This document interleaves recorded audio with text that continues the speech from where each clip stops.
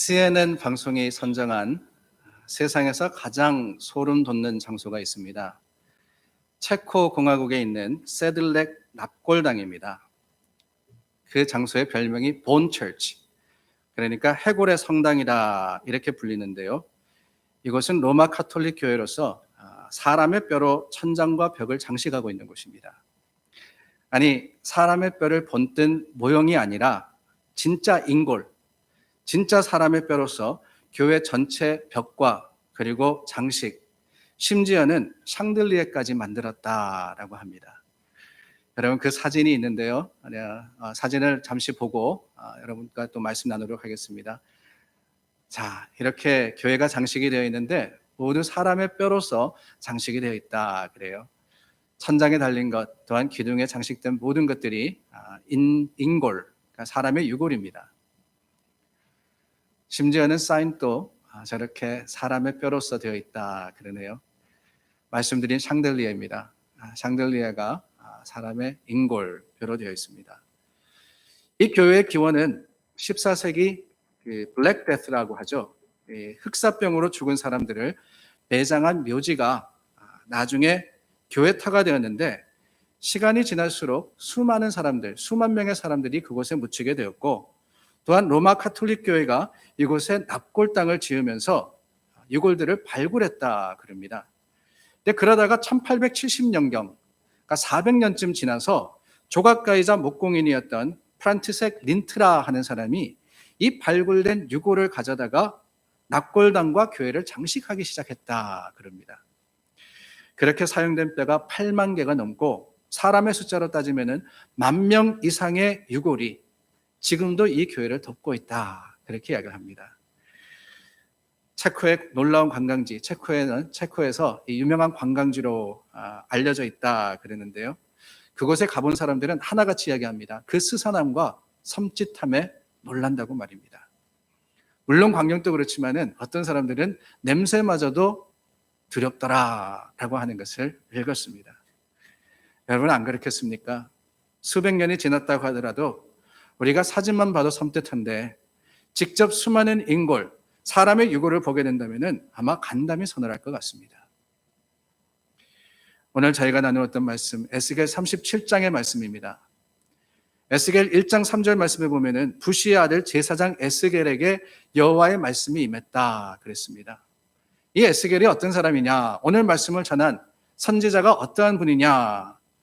2차 포로로 잡혀갔을 때, 이스라엘이 바벨론의 포로로 잡혀갔을 때 두 번째로 여호야긴 왕과 함께 잡혀갔던 사람 중에 하나가 에스겔이었습니다. 1차 포로로 잡혀갈 때는 다니엘과 그 친구들이 잡혀갔고, 그 이후에 8년이 지나서 2차로 잡혀갈 때 포로가 되어서 간 사람이 바로 에스겔이었습니다. 이때는 예루살렘이 멸망하기 10년 전쯤이었는데요. 하나님께서 이 에스겔을 하나님의 부름으로써 선지자 역할을 맡기시는데, 어디에서 맡기느냐? 이스라엘에서 맡긴 것이 아닙니다. 바벨론의 그발 강가, 이미 포로가 되어서 끌려간 그곳에서 하나님께서는 에스겔을 부르셔서 하나님의 말씀을 전하라, 대언하라 라고 시키셨던 겁니다. 그 역할을 잘 할 수 있던 사람이 바로 그였기 때문입니다. 포로로 잡혀갈 때 에스겔의 나이가 25이었다 그럽니다. 그러니까 그 전의 상황과 포로로 잡혀간 이후의 상황, 이 두 상황을 잘 알고 또한 하나님의 말씀의 의미와 주님께서 뜻하시는 것이 무엇인지를 이해할 수 있는 적합한 사람을 하나님께서 부르셨다 하는 거예요. 그 전한 말씀이 에스겔서에 쭉 기록이 되어 있는데 1장부터 32장 말씀까지는 유다와 이방에 대한 심판의 말씀을 하나님께서 선포하십니다. 그들의 허물과 잘못, 또한 하나님께서 왜 이들을 포로로 끌려가게 하셨느냐 하는 것을 알려주시고, 33장부터는 회복을 말씀하시는데, 저희가 오늘 나누었던 37장의 말씀은 그 회복의 약속의 절정의 사건이다 라고 할 수 있을 것 같아요. 하나님께서 보여주시는, 에스겔을 통해서 말씀하시는 이스라엘의 회복, 이스라엘의 그 리뉴되는 모습을 오늘 마른 뼈의 골짜기를 통해서 하나님은 가장 극적으로 알려주신 겁니다. 사실 지금 상황이 어떻습니까? 이스라엘 민족은 포로로 바벨론에 붙잡혀가 있습니다. 소망은 사라졌습니다. 고통과 아픔이 어두운 구름처럼 백성을 덮었습니다. 그러나 여러분, 바로 그때 하나님께서 이 에스겔에게 보여주신 환상의 장면, 오늘 골짜기의 모습은요, 비록 섬뜩한 모습이었지만은, 비록 처절한 모습이었지만은 하나님의 위로와 하나님의 회복에 분명하고도 확실한 메시지를 던져주고 있었던 겁니다. 주님의 지시를 따라서 한 골짜기를 갔는데 자세히 보니까 뼈들이 대단히 많이 흩어져 있는 거예요. 시체는 다 썩어서 없어지고 뼈만 앙상하게 말라 있었습니다. 에스겔이 이 장면을 보면서 뭐라고 표현을 합니까? 나를 그 뼈 사방으로 지나가게 하시기로 본즉 그 골짜기 지면에 뼈가 심이 많고 아주 말랐더라. 뼈가 심이 많고 아주 말랐더라. 이 한마디만 가지고도 장면이 눈에 선합니다. 작은 교회를 채운 유골을 봐도 섬뜩한데요, 골짜기 가득 사람의 뼈가 흩어져 있으니 어떻겠습니까? 비참합니다. 끔찍합니다. 두려움과 무서움의 극치의 상황입니다. 꿈에라도 나올까 봐 두려운 그 상황을 하나님께서 에스겔에게 보여주신 거예요. 물론 이 모습은 이스라엘의 상태를 말씀해 주고 계시는 겁니다. 이미 절망적인 상황에 도달했다는 거예요. 소망이 없다는 겁니다. 생명의 흔적이라고 남아있지 않습니다. 1절과 2절, 11절 말씀해 보니까 마른 뼈라 그랬거든요. 마른 뼈. 뼈만 앙상하게 남은 소망 없는 상황. 한 민족의 끝이 이렇다라고 하나님께서는 가르쳐 주고 계십니다. 그 끔찍한 상황을 보면서 정신을 차리지 못하고 있는 에스겔에게 하나님의 말씀이 들립니다. 인자야, 이 뼈들이 살아날 것 같으냐? 이 뼈들이 살아날 것 같으냐? 여러분, 하나님의 질문은요, 말이 되지 않습니다. 마른 유골이 사람의 형체를 갖추고 살아난다는 것, 자연의 법칙도 상식도 아닙니다. 생명이 있는 것은 언젠가 죽고 그 육체는 썩어서 흙으로 돌아가며 유골이 가장 마지막까지 남지만은 그 방향이 리버스 되어서 바뀌어서 뼈에 살이 붙고 생명이 회복된다 하는 것은 절대 말이 되지 않는 일입니다. 죽은 사람이 살아나는 것은 물론이거니와 죽어서 오랜 시간이 지났기 때문에 뼈가 된 그 유골들이 어떻게 살아나겠어요? 될 수 없는 일이다 하는 것을 에스겔이 모를 리가 없었습니다. 그런데 여러분, 하나님의 영에 이끌려서 이 뼈무더기 골짜기에 온 에스겔, 당연한 대답을 할 수는 없었을 거예요. 하나님, 상식적으로 안 됩니다. 이거는 말이 되지 않습니다. 그래서 다분히 정치적인 대답을 합니다. 에스겔이 뭐라고 대답했습니까? 주 여호와여, 주께서 아십니다. 주 여호와여, 주께서 아십니다. 그에게 있어서 이 대답은 최선이었습니다. 당연히 자연의 법칙으로는 불가능한 것을 알았죠. 지식, 생각, 논리로 안 된다가 답입니다. 그러나 그나마 에스겔이 가장 중립적으로 그나마 그 상황 속에서 할 수 있는 대답, 그 답을 하는데 바로 주께서 아십니다 라는 대답이었다는 거예요. 그런데 여러분, 그때 하나님께서 에스겔에게 선포하라 그러십니다. 누구에게 선포하라고 말씀하십니까? 이스라엘 백성들에게 하라 그런 것이 아니에요. 마른 뼈들을 향해서, 그 흩어져 있는 뼈들을 향해서 선포하라 그러십니다. 4절부터 6절의 말씀입니다. 너희 마른 뼈들아, 여호와의 말씀을 들을지어다. 주 여호와께서 이 뼈들에게 이같이 말씀하시기를 내가 생기를 너희에게 들어가게 하리니 너희가 살아나리라. 너희 위에 힘줄을 두고 살을 입히고 가죽으로 덮고 너희 속에 생기를 넣으리니 너희가 살아나리라. 또 내가 여호와인 줄을 너희가 알리라. 여러분, 얼마나 말이 되지 않는 말씀입니까? Doesn't make sense. 이해가 되지 않을 뿐더러 가능하지 않은 말씀입니다. 될 수 없어요. 이 말을 전하라라고 이 에스겔에게 명령하셨는데 어떻게 했습니까? 주께서 아십니다. 어쩌면은 중립적으로 대답한 그 에스겔, 한 발을 뺀 거예요. 주님이 아십니다. 그랬는데 그 에스겔에게 사람도 아니라 뼈들에게 선포하라 그러셨는데 그 말씀이 너희가 살리라 라고 하시니까 얼마나 곤란했겠습니까? 그런데 여러분, 이게 중요합니다. 그럼에도 불구하고 이해가 되어서가 아닙니다.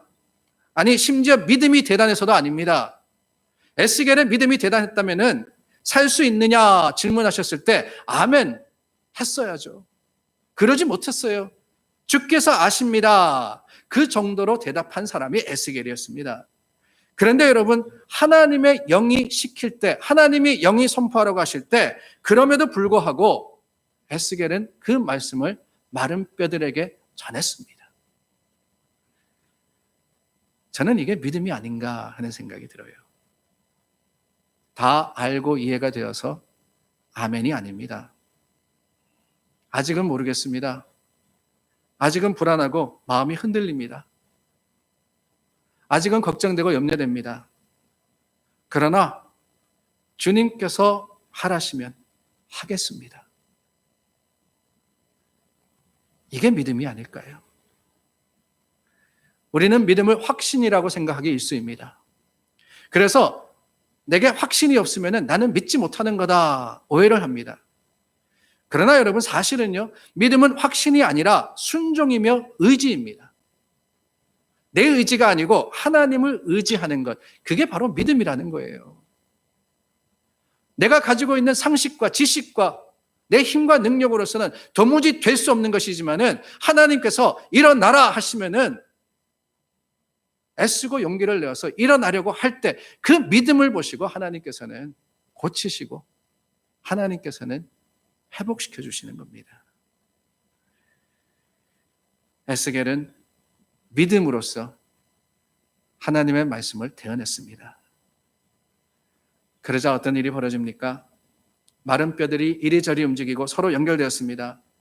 그 부딪히는 소리가 요란할 정도입니다.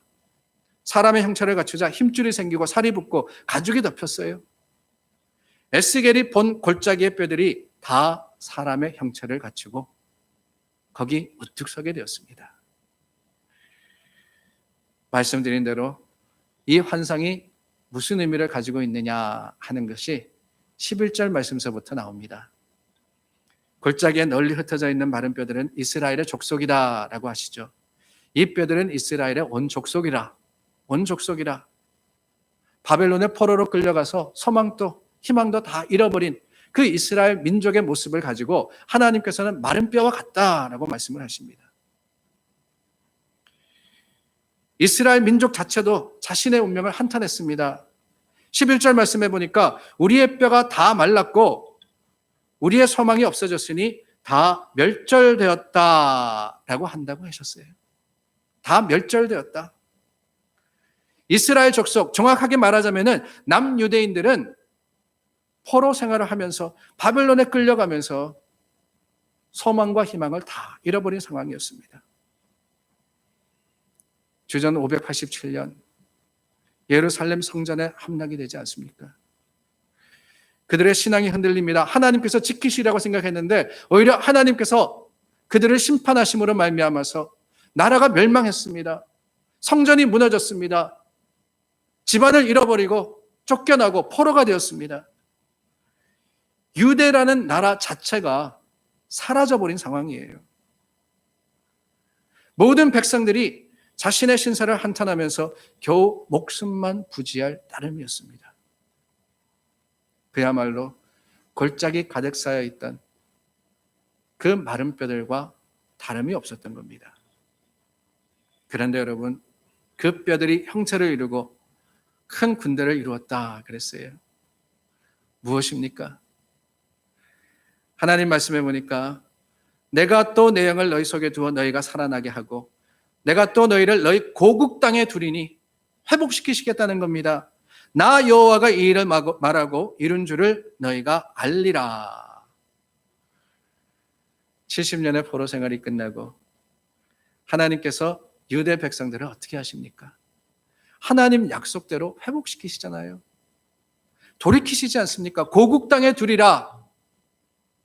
소망이 다 끊어졌는 것 같이 보였지만은 하나님의 은혜와 그 역사 가운데 이스라엘 백성들이 고국으로 돌아와서 예루살렘 성벽을 재건하고 예루살렘 성전을 쌓고 다시 한번 하나님의 이름을 불러서 찬양하게 되지 않았습니까?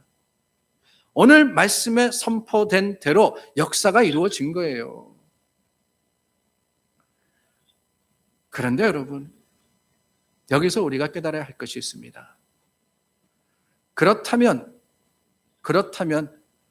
이 에스겔이 본 환상은 그저 일어날 일들을 예언한 것일까?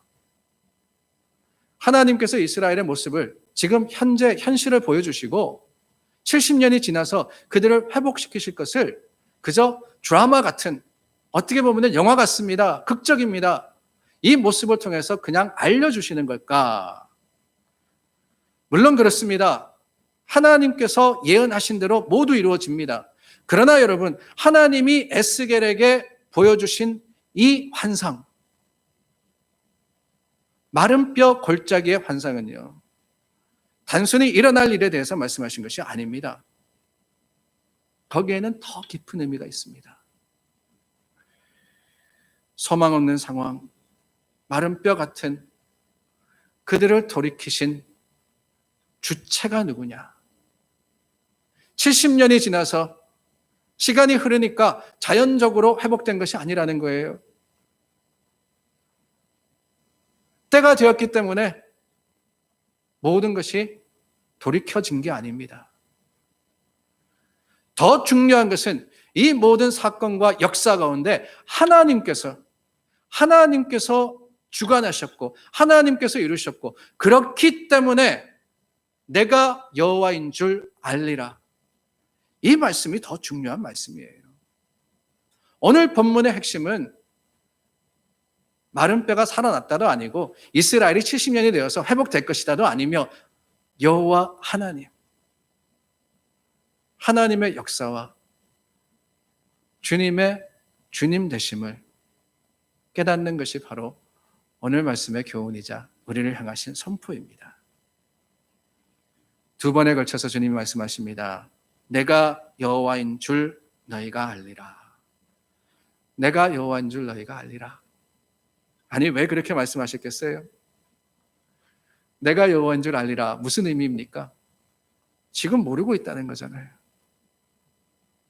일어나고 있는 일들을 보면서도 현실 가운데서도 망각하고 알지 못하고 있는 것이 있는데 뭐냐? 모든 것들을 주관하시는 것은 하나님이시라는 사실을 이스라엘 백성이, 아니 심지어 에스겔마저도 잊어버리고 있음을 하나님께서는 리마인드 해주시는 겁니다. 세상과 사람을 주장하시고 하나님 안에서 모든 것이 이루어지기도 하고 무너지기도 하며 다시 회복되기도 함을 이스라엘 백성들이 깨닫기를 주님께서는 원하셨던 거예요. 주님의 이 말씀 안에 현실이라는 것이 중요한 것이 아니라 하나님의 하나님 되심이 중요하다는 것을 오늘 우리도 깨달아야 됩니다.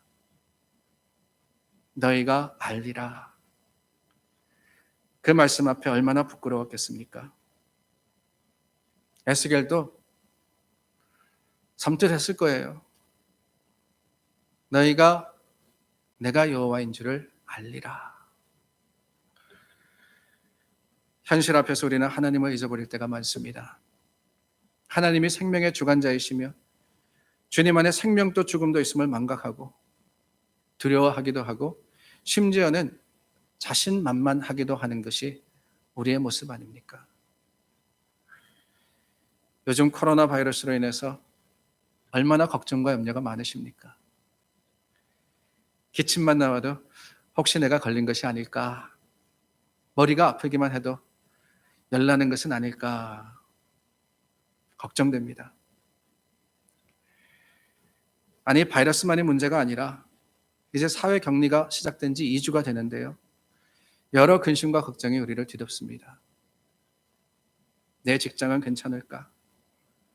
사업은 회복될 수 있을까? 염려 걱정만이 아니라 자신만만한 것도 문제가 아닌가 하는 생각이 듭니다. 나는 건강하니까 절대 안 걸려. 나는 준비 잘해서 마스크도 많이 사놔놨고 먹을 것도 충분하고 돈도 있기 때문에 견딜 수 있어. 하나님을 아는 것이 아니라 나 자신을 안다고 생각하고 우리는 오늘 현실 속에서 행동하며 살아가고 있는 것은 아닙니까? 그런 우리에게 하나님은 말씀하십니다. 내가 여호와인 줄 너희가 알리라. 알아야 한다는 거예요. 알아야만 합니다. 잊어서는 안 돼요. 삶이 어렵고 힘들수록 아니 그 삶의 모습 가운데 하나님이 중심이 되는 것이 아니라 내가 중심이 될 때 우리는 다시 한번 돌이켜서 하나님의 하나님 되심을 인정하고 주님 앞에 겸허한 모습으로서 바르게 서야 하는 거예요. You will know that I am the Lord. 에스겔이 전하는 I am the Lord. 내가 여호와이다 하는 말씀 앞에 우리는 출애굽기의 말씀을 기억하지 않습니까? 모세에게 하나님이 나타나셔서 억압받고 고난당하는 하나님의 백성을 구하라 그럽니다. 그럴 때 모세가 하나님께 질문합니다. 나를 보내신 하나님이 누구신지 유대 백성들에게 어떻게 설명하겠습니까? 하나님을 뭐라고 표현해야 됩니까? 그때 하나님께서 대답하십니다. I am who I am. 나는 스스로 있는 자다. 나는 스스로 있는 자다. 나는 나다라 하는 거예요. 나는 나다. 스스로 계신 하나님, 그 하나님이 어떤 분이시냐? 스스로 계시다 그러는 것은요, 다른 의미가 아닙니다. 누구의 의회사가 아니라는 거예요. 우리는 세상은 창조되었습니다. 우리는 피조물입니다. 하나님에 의해서 만들어진 존재예요. 그러나 야훼 하나님은 그렇지 않습니다. 세상이 창조되기 전에 스스로 계셨던 분이 우리 하나님이십니다. 창조주 하나님, 그 분이 바로 I am who I am. 나는 스스로 된 자다. 나는 내가 여호와인 줄이라는 그 말씀의 의미라는 거예요. 우리가 이것을 알고 믿고 고백하면 세상은 더 이상 두려움의 대상도 자랑의 이유도 되지 않습니다. 우리가 정말 하나님을 의지하고 주님이 모든 것을 창조하셨고 지금도 주관하여 주시며 우리를 이끌어 주시는 하나님이심을 고백하고 그것을 믿는다면은 무엇을 두려워하며 무엇을 염려하며 걱정하겠어요? 하나님이 코로나 바이러스보다 못하시겠어요? 하나님이 우리의 사업의 어려움보다 연약하십니까? 하나님이 우리의 염려와 걱정 모르시고 어찌할 수 없으시겠어요? 사실 이 에스겔의 이야기를 오늘 본문으로 말씀을 전하면서 생각이 복잡합니다. 현실로서의 질병과 상황은 어쩔 수 없는 고통의 문제이자 아픔입니다. 그런데 그걸 두려워하지도 말고 부러워하지도 말고 자랑하지도 말라 설교한다는 것이 여러분들에게 어떻게 들리는지 확신이 서지 않습니다. 자칫하면은 참 소목사는 현실을 모르는 사람이구나 그러실는지도 모르겠어요. 안 아파봐서 그러지, 사업 안 해봐서 그러지 그러실는지도 모르겠습니다. 네, 제가 여러분들의 형편과 사정을 어떻게 다 알겠습니까? 아무리 여러분들의 삶의 현실을 살핀다 할지라도 저는 다 모릅니다. 이해하지 못합니다. 그러나 사랑하는 여러분, 하나님은 아시지 않겠어요?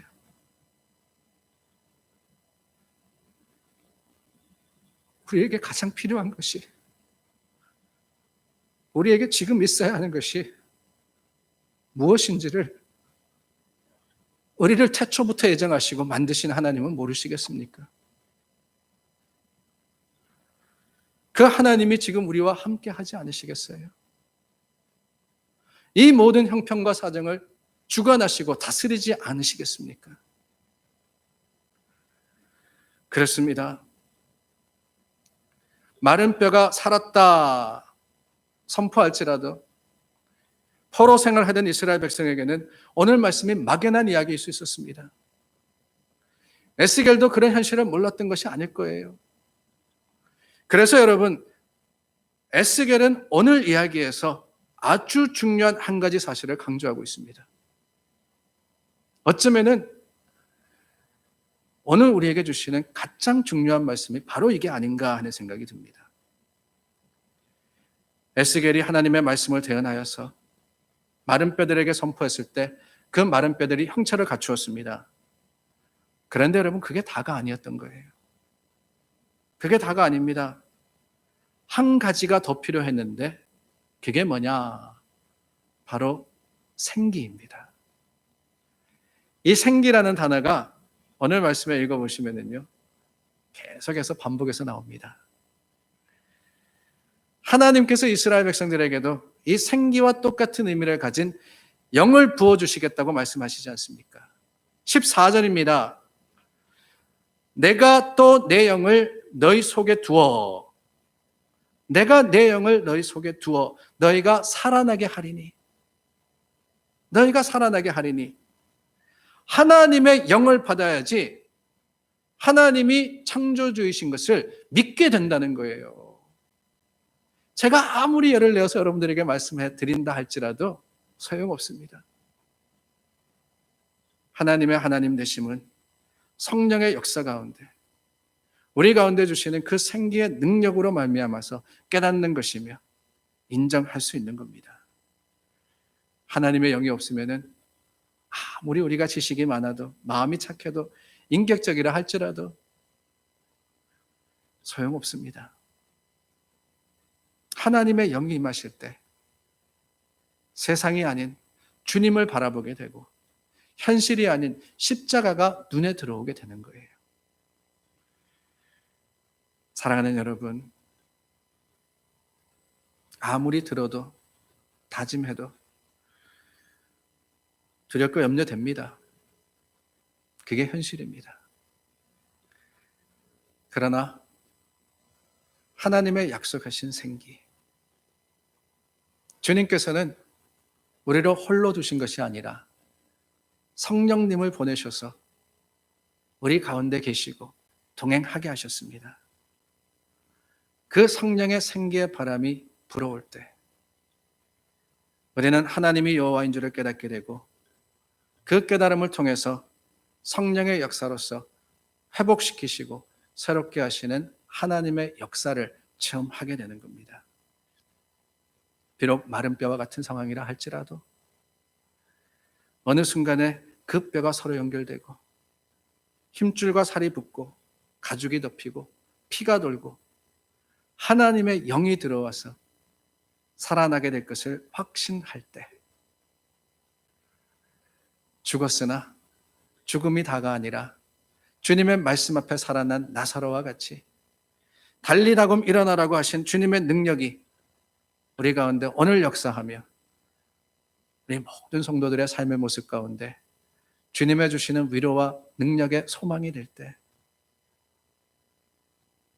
언젠지는 알 수 없지만 주님 회복시키시는 그날 우리 기쁨과 감사로서 함께 찬양하며 함께 예배하며 하나님께서 우리의 생명의 주관자가 되어주시고 하나님께서 나를 만드시고 지금도 나를 지키시고 나와 함께 하여 주심이 우리의 기쁨이며 즐거움이 되지 않겠습니까?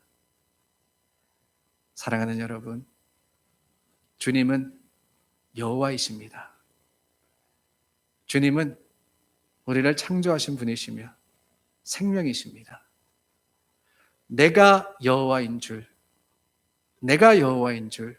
너희가 알리라. 오늘 우리 믿음의 지혜로서 주님의 주님됨을 고백하고 그 고백 가운데 하나님의 역사하심을 체험하는 하나님 사람들이 다 될 수 있기를 예수님의 이름으로 축원합니다.